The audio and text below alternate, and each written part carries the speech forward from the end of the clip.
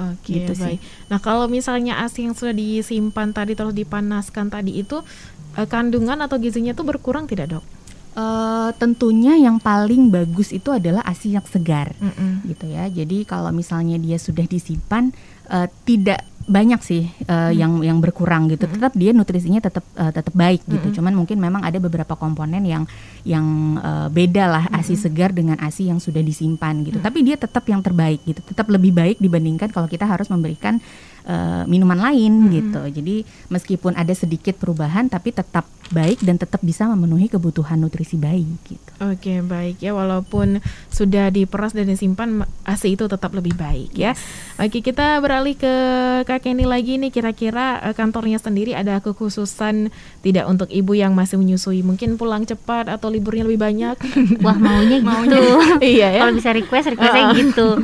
Tapi untuk sejauh ini nggak ada perlakuan khusus sih untuk ibu menyusui gitu ya. Paling kemarin karena sempat masa pandemi, jadi itu kan ada diberlakukan WFH gitu.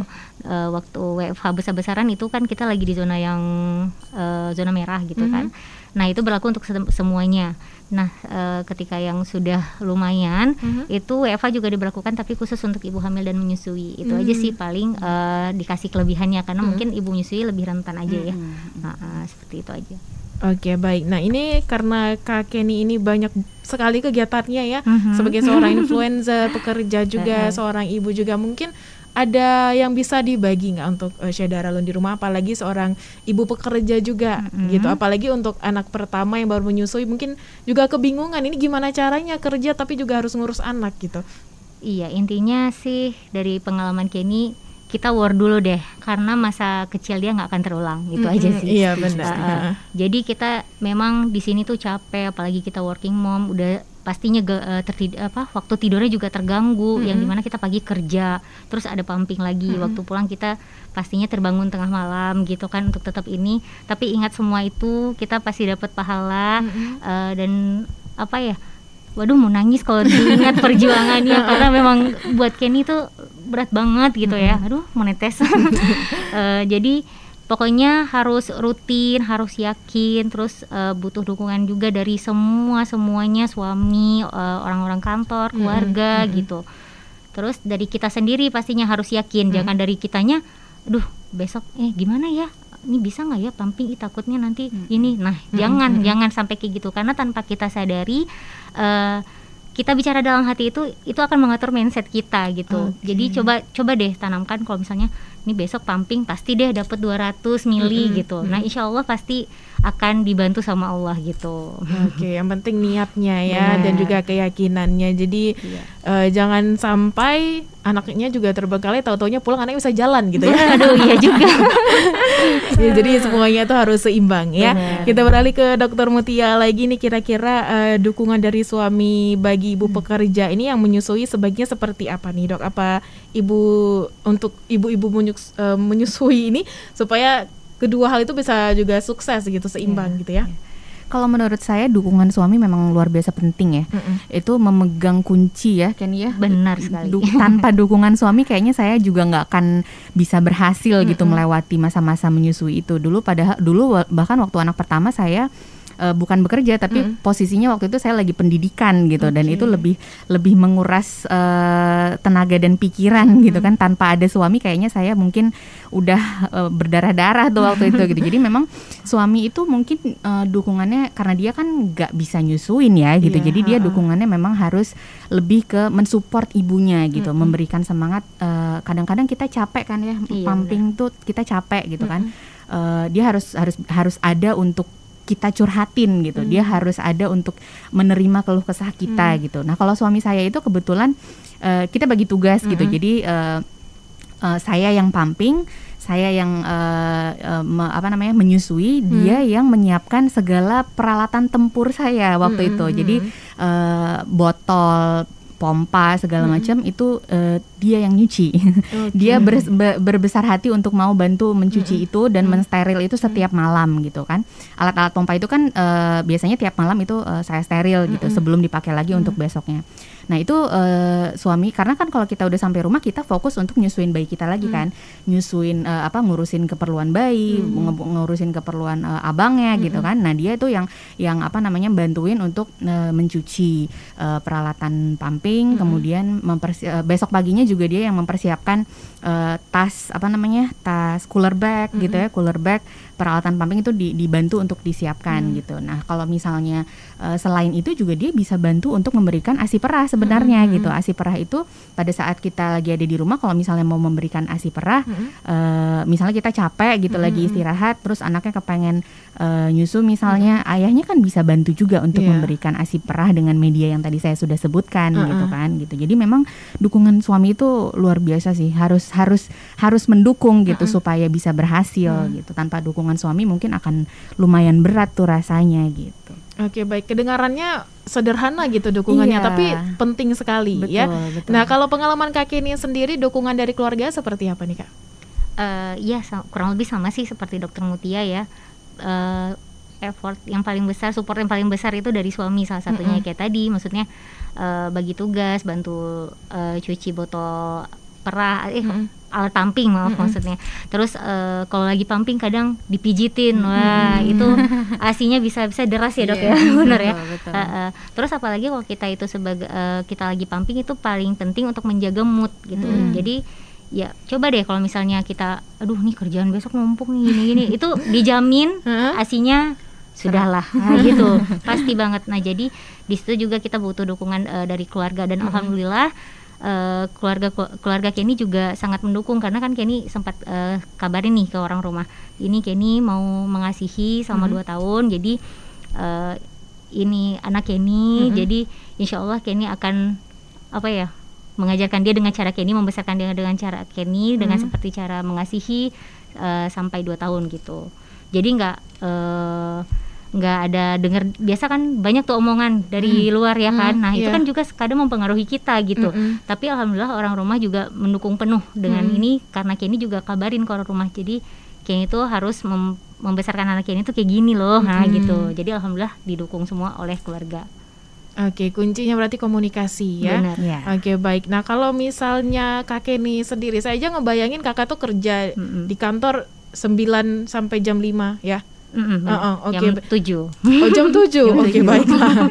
Dan jadi seorang influencer berarti kan kakak ini aktif sekali ya kan. Nah saya ngebayangin aja kayak aduh ini punya waktu nggak sih sebenarnya gitu kan. Nah kalau kakak sendiri yang mungkin stres di pekerjaan, nggak mungkin nggak stres dong ya, namanya pekerjaan. Bener. Nah untuk mengatur mood itu seperti apa Kak?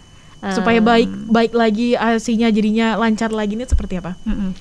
Alhamdulillah Kenny sih termasuk orang yang bisa dibilang mungkin ceria gitu, karena Kenny untuk membuat mood kita itu tetap stabil, yaitu diri kita sendiri gitu. Jadi ya udah kita happy aja dulu. Mau yang ini, yang pasti ada dong yang namanya kita stres, kita sedih ya itu dia salah satunya ya kita curhat ke suami gitu. Jangan disimpan dalam hati ya kan.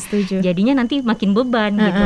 Pasti ada capek tapi kita keluarkan unek-unek kita, tapi intinya yaitu diri kita ini adalah kunci gitu. Jadi ketika kita membuat segalanya happy, segalanya ringan, padahal nih capek banget dari pagi sampai sore kerja, terus sorenya mikir konten yang harus dibuat lagi gitu kan.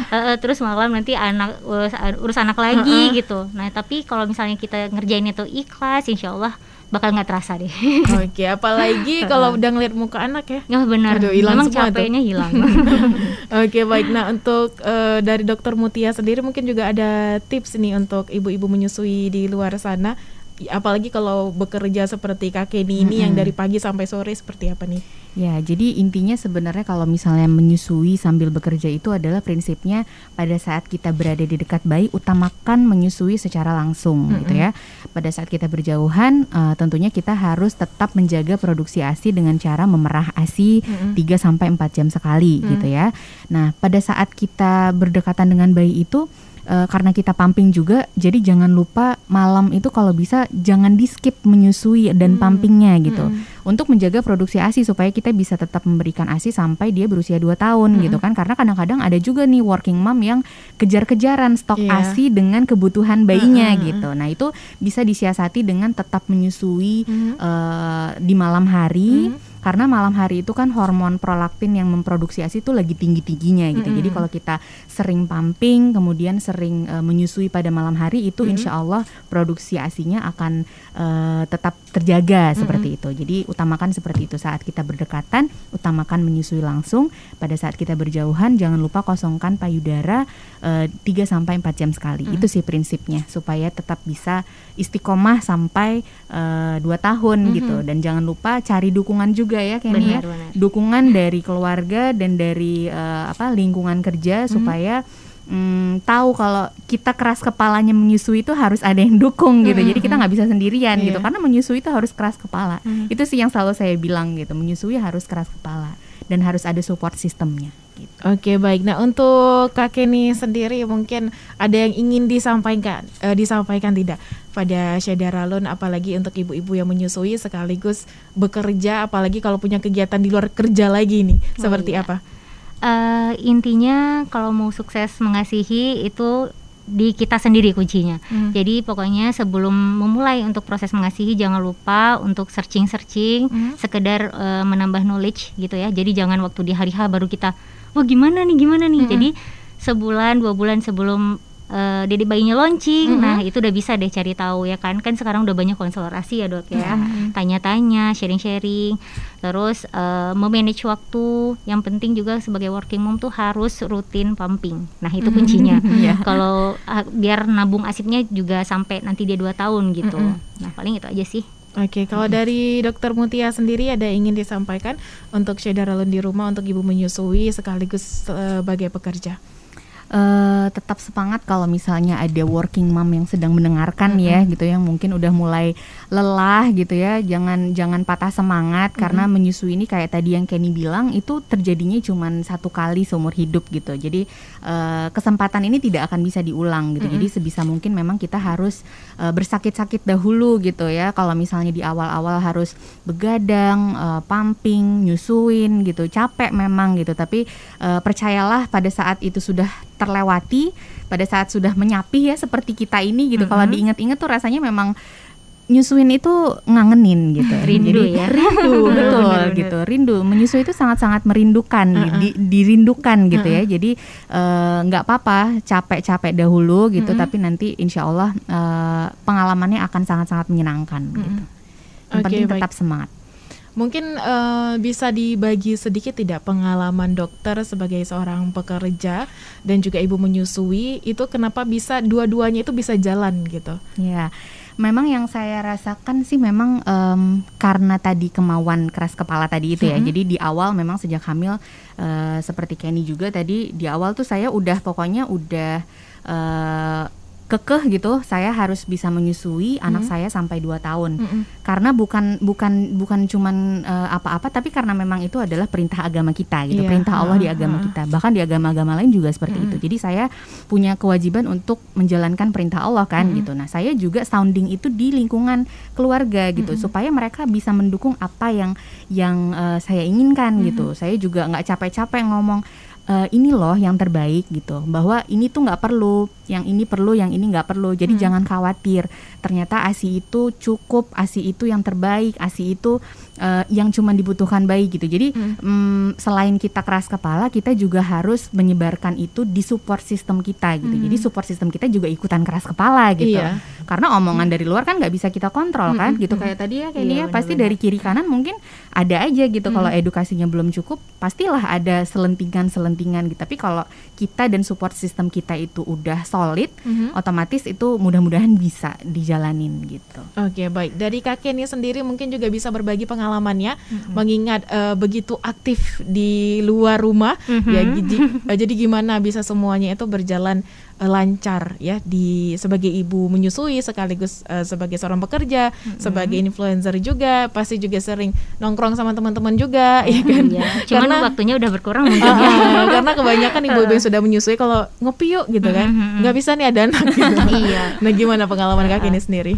Tapi kadang ada yang suatu pekerjaan yang mengharuskan Kenny membawa anak kemarin itu, tapi ya alhamdulillah mungkin dia juga tahu nih, wah ini mamiku kerjaannya seperti ini, jadi dia alhamdulillah juga anteng-anteng aja gitu. Nah tiba dia waktu untuk harus diberikan ASI, ya tinggal pakai apron aja gitu ya kan, jadi nggak ada yang sesuatu yang terlalu rumit gitu, paling itu aja sih. Oke, baik. Karena berhubung waktu juga ini ya nggak terasa kita kasihkan ngobrol. Udah 1 jam aja gitu ya. Mungkin ada ingin disampaikan dari Dr. Mutia untuk Syederalun di rumah? Ya, ini mungkin terkait dukungan selain dari keluarga dan kita sendiri ya, itu dukungan mungkin pemerintah, dukungan pihak-pihak yang terkait untuk bisa mendukung ibu menyusui untuk ibu bekerja untuk tetap menyusui gitu. Karena kita tahu itu sudah diatur dalam undang-undang gitu ya. Ada undang-undangnya tadi, undang-undang ketenagakerjaan, undang-undang kesehatan itu sudah mengatur bahwa ibu menyusui itu yang bekerja harus didukung. Bahkan kalau misalnya ada pihak-pihak yang dengan sengaja menghalang-halangi proses ASI eksklusif, itu nggak main-main, ada sanksinya gitu. Ada sanksinya denda 100 juta, 1 tahun atau 1 tahun kurungan penjara, bahkan izin usahanya bisa dicabut gitu. Jadi segitu pentingnya. Jadi untuk didukung ibu menyusui ini, mudah-mudahan sih di Aceh nanti mungkin ke depan pemerintah bisa lebih banyak dukungannya gitu, mungkin dengan cuti yang bisa lebih panjang gitu ya. Terus kemudian fasilitas ruang laktasi yang lebih layak gitu ya. Mungkin kalau di kota-kota besar kita lihat itu udah bukan sesuatu yang aneh gitu. Kadang-kadang ruang menyusuinya kalau kita lihat di kota-kota besar tuh wah udah nyaman, dingin gitu ya, udah kayak kamar hotel gitu. Jadi lengkap gitu. Nah, mudah-mudahan nanti di Aceh ke depan bisa seperti itu juga gitu. Supaya itulah bentuk dukungan pemerintah kan untuk ibu menyusui dengan memfasilitasi dengan fasilitas yang layak seperti itu. Oke, dari Kak Kenny ada ingin disampaikan, mungkin unek-uneknya juga sampaikan Kak, isi hatinya. Mana tahu bisa terwujud ya kan? Pokoknya untuk semua working mom yang mungkin saat ini lagi mendengarkan, yang lagi jaga anak juga sisihkan waktu untuk mendengarkan, yang lagi di jalan mau pulang juga menyempatkan untuk mendengarkan, mau itu ayah ASI, ibu menyusui, pokoknya harus tetap semangat karena insya Allah kalau kita yakin itu pasti bisa gitu. Yang penting kayak poin-poin yang tadi udah kita bahas ya, seperti harus ada pengetahuan dulu sebelum kita memulai mengasihi, terus juga dukungan dari orang sekitar, keyakinan dari diri kita sendiri. Insya Allah tuh kalau kita rutin juga itu bakal selesai deh, nanti udah selesai menyusui pasti rasanya wah puas banget, aku bisa ngelaluin ini gitu. Memang berat di awal, tapi nanti kalau udah pas 2 tahun baru deh kerasa waduh jadi rindu, jadi pengen lagi gitu kan. Oke, baik. Terima kasih untuk 2 narasumber yang sudah hadir di sore hari ini. Ada Kak Kenny selaku pegawai BUMN Bank BTN sekaligus juga influencer, ada Dr. Mutia Winanda MGizi SPGK selaku dokter spesialis gizi klinik konselor laktasi Aceh Peduli ASI ya. Kedua perempuan hebat yang bisa saya bilang karena pekerjaan dan juga selaku ibu menyusui pun dua-duanya jalan ya, dan pastinya Syederalun untuk Anda pasti juga bisa menghadapi apa yang pernah dihadapi oleh kedua narasumber saya di sore hari ini ya. Lagi menyusui juga sedang meniti karir juga pasti bisa semuanya dijalanin seperti yang sudah kita sampaikan di awal, adalah yang penting niatnya gitu. Kalau sudah niatnya baik, semuanya pasti bisa berjalan dengan lancar ya. Terima kasih atas atensi Anda Syederalun yang sudah menyimak talk show ini dari awal tadi ya, talk show mengenai pekerja menyusui di masa pandemi. Semoga semua yang sudah kita sampaikan di sore hari ini dapat bermanfaat tentunya untuk Anda. Dan terima kasih banyak untuk Kak Kenny, Dr. Muti yang sudah hadir dan juga berbagi ilmunya, berbagi pengalamannya ya. Semoga bermanfaat. Oke. Pastinya, dan semoga kita bertemu di lain kesempatan pastinya. Terima kasih dan selamat kembali beraktivitas. Dan untuk Anda Syederalun jangan kemana-mana karena Serambi Petang masih akan kembali. Jadi tetap di 90,2 Serambi FM, Laguna Britana.